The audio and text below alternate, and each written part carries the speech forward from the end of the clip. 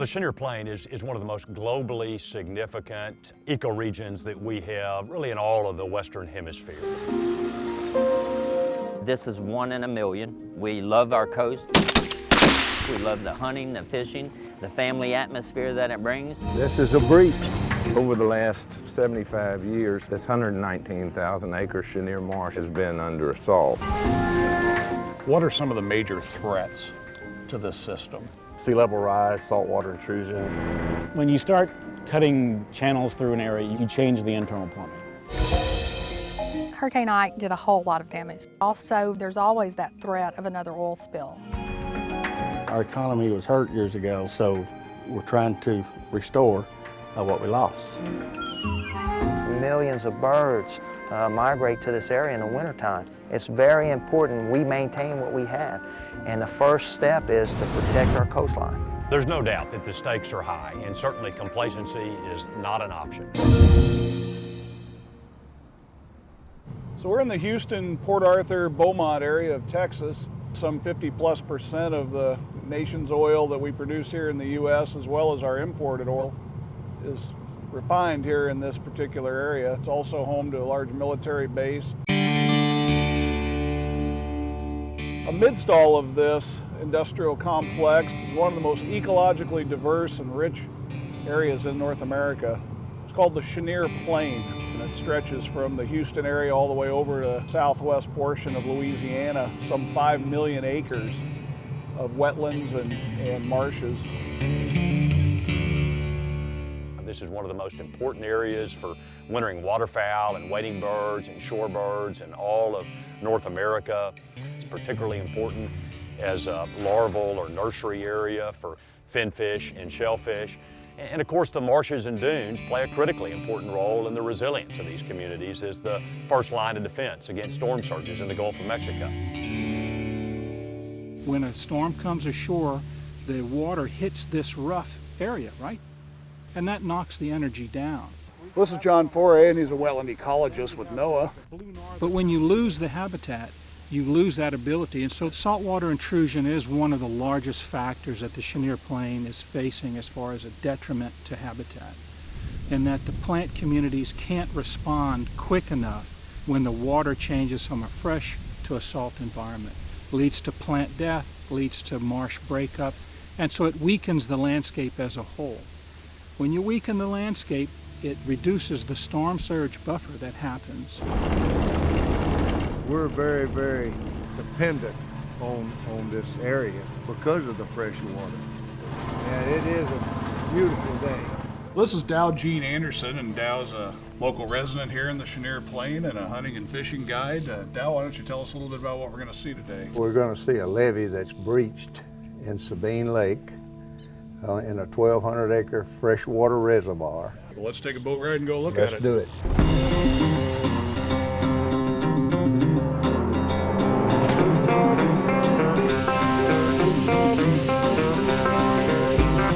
See that boat? After Ike, all that came over here from Louisiana.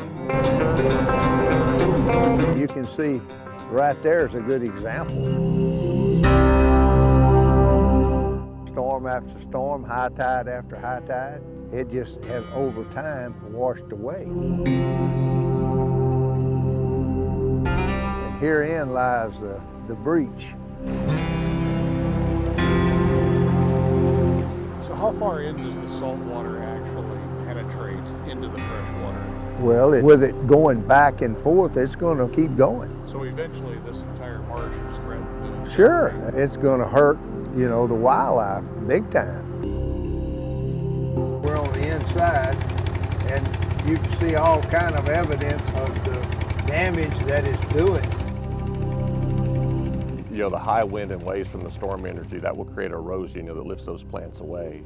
And then the high salinities themselves, that will kill certain plant species. So Dow, what's it going to take to fix a breach like this, of this magnitude? You know, just the owners are not going to be able to afford to do this thing. They're going to need some help. Yeah, and of course this is important to this whole area. Over decades, the Chenier Plain has literally been nibbled to death by 1,000 paper cuts. There are a myriad of challenges that are confronting this landscape. The best way to do it is by improving freshwater inflow. Fortunately, we have strong leadership in the region and very experienced fisheries and wildlife biologists that know how to implement restoration and enhancement projects and initiatives to really help put Humpty Dumpty back together again. We're building a rather large berm on McFadden that's preventing coastal waters from washing in. What we're doing is partnering with industry to do what's called beneficial use of dredged material, where we'll take dredged material, put a layer on top of the marsh that's degrading, let it settle and revegetate to support a healthy plant population again. So we have the terrace project here that's just recently constructed, and what this will do is create a windbreak so we can lower the internal shoreline erosion in the marsh here. Just west of here is called the Holly Beach Breakwater Project. It's using large boulders, Volkswagen-sized boulders, offshore to protect the highway in that particular stretch of the state. The threats to these coastal wetlands have all been well identified. There are also a number of solutions, but implementing those solutions takes money. We're going to start on page 2 under economic development and tourism. And it's funding that most of these small communities don't have. So many of them are seeking funds that are available after the Deepwater Horizon oil spill and the settlement from British Petroleum. So the Restore Act was a fund that was created after the Deepwater Horizon incident. It's that once-in-a-lifetime kind of money that you never see coming from the federal government. So we're definitely trying to get our share of it.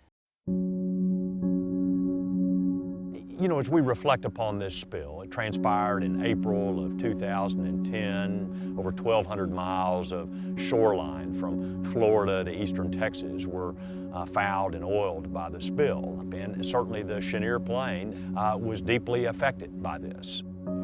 What you've got is an outdoorsman's paradise down here in the middle of the largest refineries and chemical plants in the world. All of the leaders in those areas recognize undoubtedly that the health of their communities, the health of their economies are inextricably linked to the health of the ecological systems surrounding them.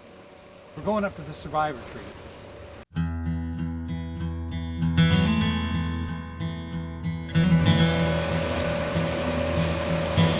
So what we have is the bayou and then the associated swamps. And together, you know, they create that ecosystem that cleanses the water. Having said all that, you can see the color of the water here is pretty brown, and that's partly because we get a lot of pollution into the aquatic systems. And some of that can be filtered by the existing vegetation, but the habitats are not big enough to take it all out. So much has changed over the years as we populated more and as we polluted more. This is Jimmy Sims, the mayor of the city of Orange. I remember in those early childhood days actually swimming across the bayou, in the bayous, fishing in the bayou. So it was a beautiful, clear stream of water.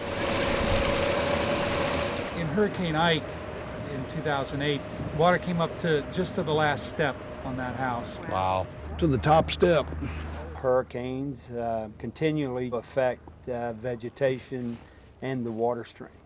So what you're seeing here is the survivor tree, a 1,241 or so year old tree, and it survived countless storms and floods, and yet it's here today. You can't fight Mother Nature, but you can be prepared. This is Ann Galassi with the Sabine River Authority. The #1 solution for taking care of the pollutants in Adams and Cow Bayou is a regional wastewater treatment facility. Of course, it would be very costly at $56 million. It would, really break the backs of the communities here. The waterways are used for transporting petroleum products, and it's really important to keep these channels open. Well, this is Gene Bouillon, and he's the director here at the Port of Orange. Gene, maybe you can tell us a little bit about this particular barge that appears to be beached. Yes, during Hurricane Ike, that barge floated up on the bank and is hard aground, and there's asphalt in it, and so it's be quite expensive, probably $2 to $3 million to remove it. What funding sources are available, and how are you going to propose getting this taken care of? Well, the restore money under the BP Deepwater Horizon settlement through the state of Texas. We're exploring options there. Our area has always been heavy industry. I think most folks understand that's where our tax base is, that's where our jobs are, and you've got to live with industry. Within this 5 million acre landscape is some of the most valuable petrochemical infrastructure that we have in all of the United States, so the stakes are high. For waterfowl hunting, you got to get up early in the morning. Ed, I got you a gun, and this gun has all the misses taken out of it. The inner duck hunter in me is emerging, and the host is regressing a little bit. I've been waterfowl hunting a long time. Stay still, don't move. Hunting is as much about a family experience and a connection to the outdoors as it is actually taking the animal and consuming the protein that you get from the land. Shoot. Oh man, I couldn't finish. Good job. Holy cow. Watch it.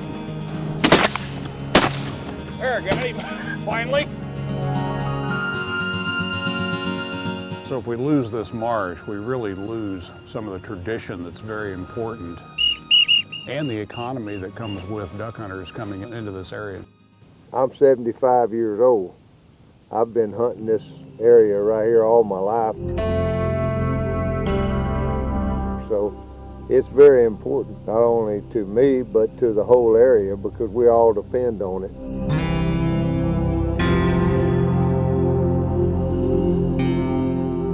Really, lives and livelihoods are dependent upon a healthy coast.